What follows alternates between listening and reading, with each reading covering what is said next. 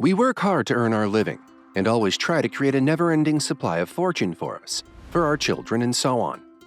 What we will be earning today will be directly inherited by our children unless we don't want that to happen. But have you ever imagined how big this transfer of fortune could be? Well, the amount is jaw-dropping.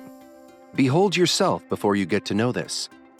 Hey everyone, and welcome back to Wealth Professor, the go-to destination to learn personal finance, business, and entrepreneurship. Make sure to subscribe for our weekly videos where we help you become financially smarter without gatekeepers. And now, on to our video. In today's video, we are going to talk about the biggest wealth transfer in history that will happen soon. Stay with us till the end of the video to know how much is going to be transferred and how it can affect you. Over the next 3 decades, the world will witness potentially the largest wealth transfer in history, as baby boomers pass on their massive asset stockpiles to their children and other heirs. While millennials are sometimes stereotyped as financially irresponsible, a new survey conducted by DeVere Group suggests baby boomers intend to put that wealth to work for them. According to some estimates, $68 trillion in wealth is to be passed down from the baby boomers, the wealthiest generation ever, to their children and other heirs over the next 30 years. As the baby boomer name suggests, this generation represented a sudden growth in population post-World War II. After decades of prosperity and economic growth, this generation amassed significant financial wealth and control roughly 70% of all disposable income, according to a 2015 report by U.S. News and World Report. What will this mean for everyone else? The answer is complex and will be different depending on who you are and how much of that money is controlled by you, your parents or grandparents. Still, the effects will be far-reaching and will create opportunities for everyone. Last year, ultra-high net worth individuals, defined as those with assets of $30 million or more, aged 80 or over, were on average 7 times wealthier than those under 30 years old.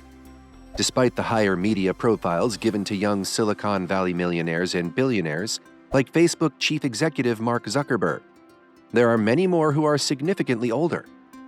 We estimate that, in total, there are over 14,000 ultra-high net worth individuals likely to transfer assets in the next 10 years, the report states. The number is larger than the total ultra-high net worth population of China, 12,050, or the UK, 10,650. Around 30% of the net worth of these individuals' wealth is in liquid assets, allowing more flexibility for the next generation to invest and spend their inheritance as they like. However, a large chunk of wealth that is due to be transferred is also concentrated in the ownership of privately held businesses. A significant number of heirs of UHNW individuals will not want to take over the responsibility of running these companies on a day-to-day basis, and this will lead to large opportunities for sales and public offerings of these companies, and ultimately, to the release of even more cash for investments and spending by the next generation, the report said. Experts are conflicted about where large sums may end up once it's in the hands of heirs and beneficiaries because it will be largely influenced by the condition of the stock market at that time, as well as what tax and estate laws are on the books. Stocks and bonds may be a solid place to park money in right now, but that doesn't necessarily hold true tomorrow. Furthermore, as a 2018 study from Bankrate.com suggests, millennials are less willing to invest money in the market than previous generations. This could signal a larger and long-term shift of wealth out of the market into other areas. Similarly, for wealth that is concentrated in physical assets, it's also unclear exactly how things will play out. Homes, land, cars, and other things may not naturally follow ownership paths as they historically have.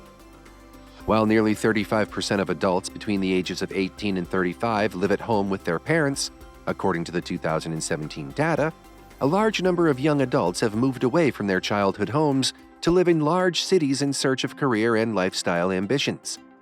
For this group, they may end up tackling the question of whether or not to move back home if they are eventually left real estate or valuable property.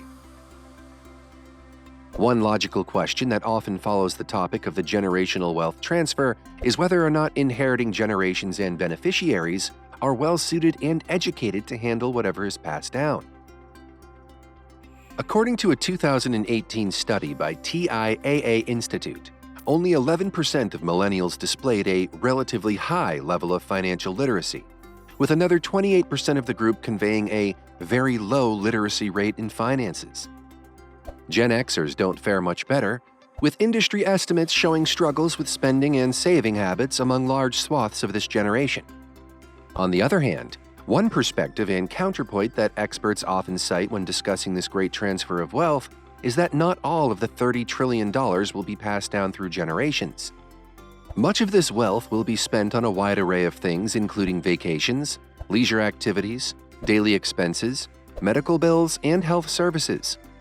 One study conducted by grandsnet.com outlined that approximately 19% of baby boomers plan to leave no inheritance to their kids at all. As you think through how this titanic shift of capital may or may not impact you, consider what additional and non-obvious opportunities it may create for you. Think about all the new career opportunities, investment approaches, or entrepreneurial ideas that will result from these macro and micro changes. As our economy continues to be pumped with money, the money will end up in the hands of only a few, redistributing wealth and creating even more of a wealth gap. Do you know where your money is going to end up? In the hands of people who know how to get rich. Even during the Great Depression, when 1/3 of Americans were financially devastated, more millionaires were created at that point in time than at any other time in American history. The same is true now. 1/3 of Americans have and will be hit hard by the pandemic and the recession. 1/3 will be able to maintain their lifestyle, but it will be increasingly tougher to do so, and 1/3 of Americans will get much richer. A new survey of DeVere Group's global millennial clients reveals 71% of them intend to invest their inheritance to boost their investment income in retirement. Green said the survey results bust the myth that millennials are financially irresponsible. Millennials are often falsely stereotyped for their sense of entitlement and thought to be more financially reckless than other generations, Green said. He said many millennials are simply struggling to reproduce their parents' wealth growth due to difficult environmental factors, such as slower wage growth, higher cost of living, and a more sluggish global economy. The massive baby boomer wealth transfer could be a lifeline for many millennials, according to Green. However, he urged young people not to rely on inheritance as the centerpiece of their long-term financial plan. It can be extremely difficult to predict the timing of an inheritance, and many boomers may experience extremely high costs associated with their elderly years that can significantly impact their savings. The rich appear to be leaving the middle class behind. Most U.S. middle-income households, 81%, had flat or falling income between 2004 and 2014. According to recent U.S. Congressional Budget Office data analyzed by the McKinsey Global Institute, a global management company, and 61% of middle-income households say their incomes are either not advancing or they're staying the same as they were last year. Most people growing up in advanced economies since World War II have been able to assume they will be better off than their parents. Yet this overwhelmingly positive income trend has ended. What's more, the past 35 years have been a period of extraordinary wealth creation by billionaires, according to the UBS PwC 2015 Billionaire Report released last month, with some 917 billionaires who are self-made. Only the Gilded Age, at the beginning of the 20th century, bears any comparison, it states. Then fortunes were created from industrial innovation, in sectors such as steel, cars, and electricity. Now they are being made from the consumer industry, technology, and financial innovation in the US and Europe, as well as consumer products and infrastructure booms in emerging markets.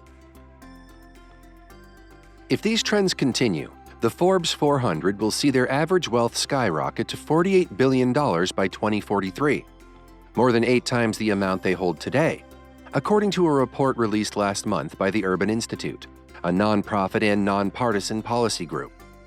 The average wealth for white families would increase by 84% to $1.2 million versus $108,000 for African Americans, 27% growth.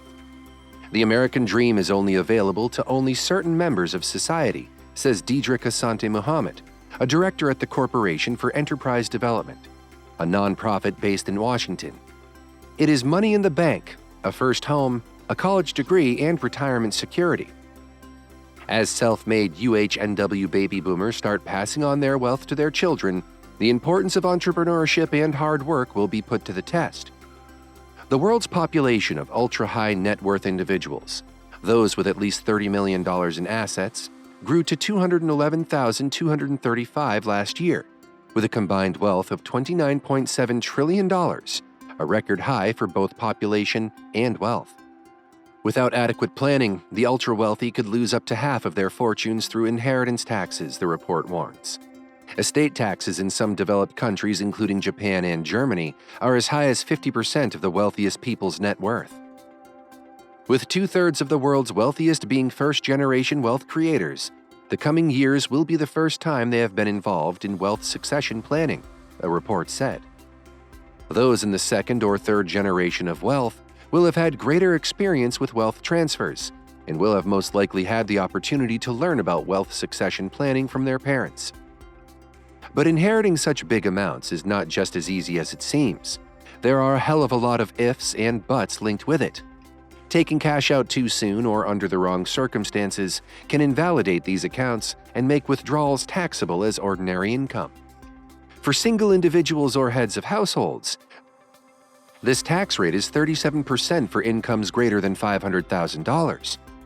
To avoid this hit and keep these accounts valid as tax-deferred, heirs should be careful not to touch them before transferring them directly into accounts created expressly and solely for this purpose. Tax rules forbid heirs from contributing to inherited IRAs. Doing so can invalidate accounts, making all of the assets in them taxable as ordinary income. Some heirs inadvertently make contributions to their inherited IRAs that they intended for their own IRAs. This can be costly. Let's say you inherit a $1 million IRA and make a $500 contribution to it. This could trigger federal tax, plus applicable state and local taxes. The idea is to grow the account as long as permissible under the rules, taking RMDs and incurring taxes incrementally. Thank you for watching this video till the end. We hope that you got something out of this video that you could use to create your future strategies. If you learned something new from this video, make sure to subscribe to our channel. And while you're here, click on one of the videos on the screen. See you there!